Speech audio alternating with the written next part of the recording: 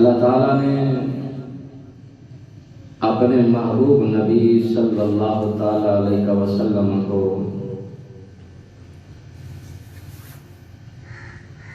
اس کائنات میں حسن اخلاق کا مالک بنا کر بھیجا۔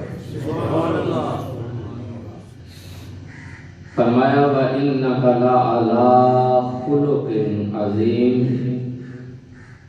بے شک آپ حسن اخلاق کے مالک ہیں۔ مومنوں کی ماں سیدہ عائشہ صدیقہ رضی اللہ تعالی عنہا سے پوچھا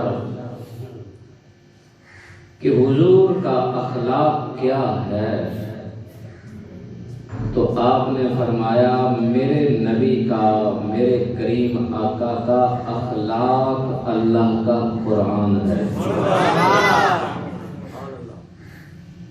جس ہستی کا اخلاق میرے رب کا قرآن ہو، کائنات میں کوئی ایسی ہستی نہیں جو اس کا مقابلہ